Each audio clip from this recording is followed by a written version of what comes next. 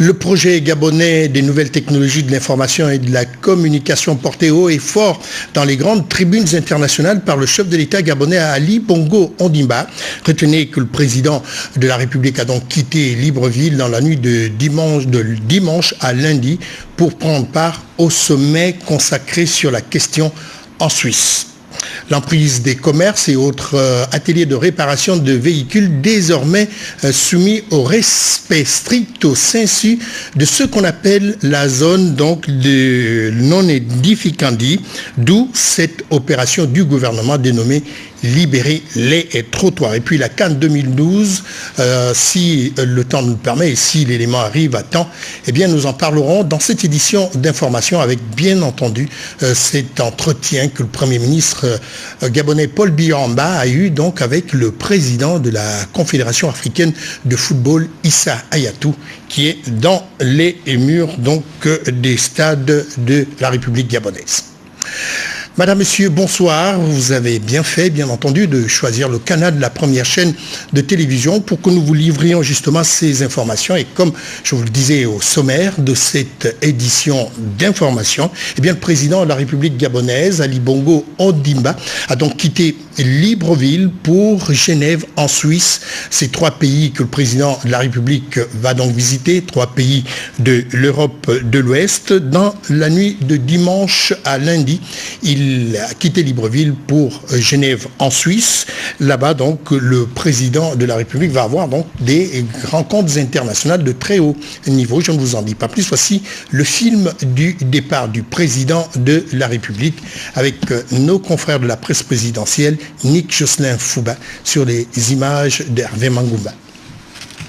Salon d'honneur de l'aéroport international Léomba pour saluer le chef de l'État, Ali Bongo Ondimba, pour son départ pour la Suisse, la France et Londres.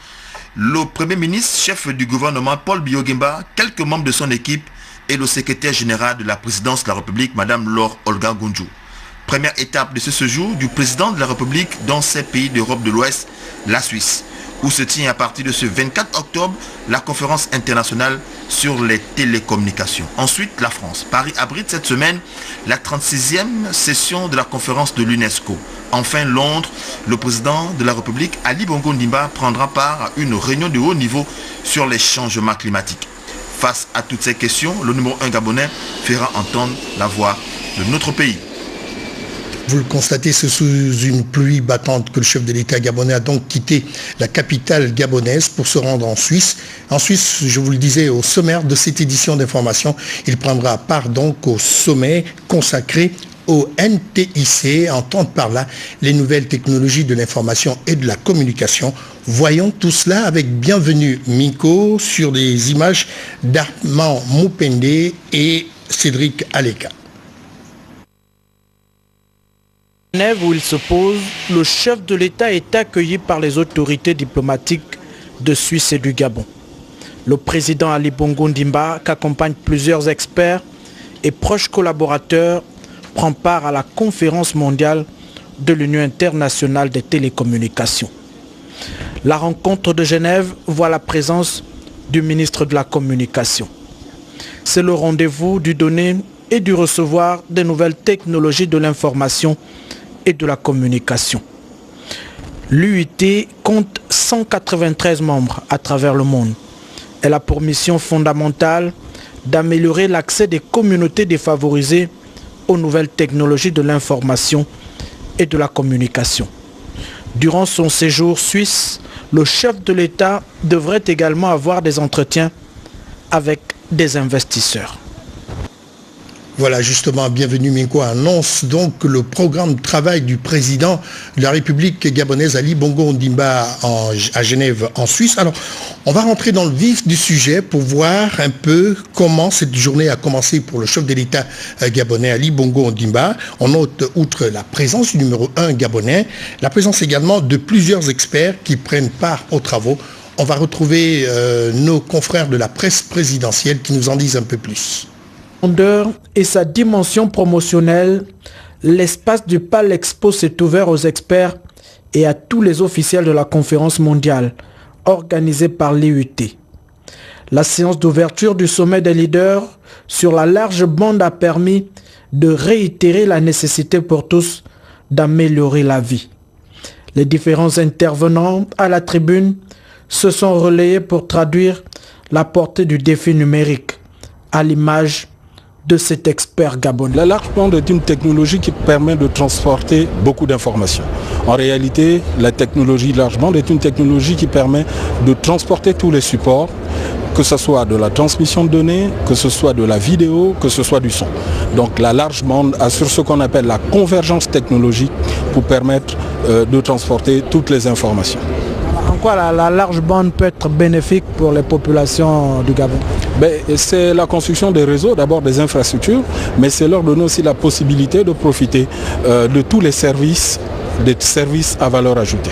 La large bande contribue donc au développement de nos sociétés.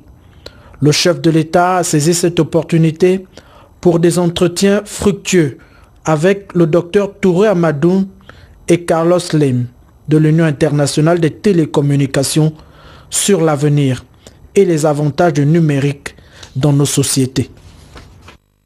Voilà, vous avez entendu ce langage peut-être un peu scientifique pour les uns, mais un langage commun pour les autres. Il s'agit de la large bande qui est donc qui constitue un des défis numériques de l'heure dans le monde entier, y compris le Gabon.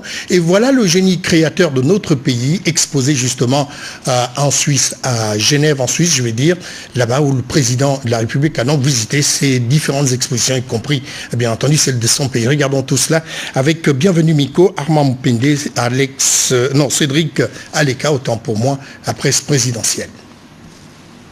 La conférence internationale de l'IUT qui se tient à Genève connaît un bel engouement des pays membres. Capitale mondiale des télécommunications, en cette circonstance, la cité réunit tous les poids lourds dans le domaine. La présence du président Ali Bongo Ondimba à cette grande messe du numérique est l'expression de sa volonté à appuyer la politique de développement des nouvelles technologies de l'information et de la communication.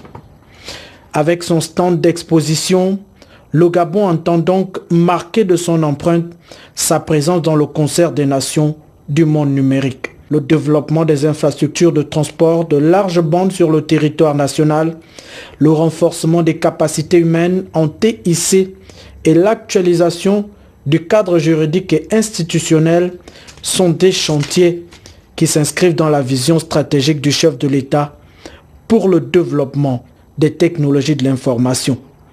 L'engagement du président de la République dans le développement du numérique devrait donc permettre un accès équitable et financièrement abordable aux services offerts par les TIC et permettre la promotion des applications sur l'éducation, la santé, la communication et les différents secteurs de développement.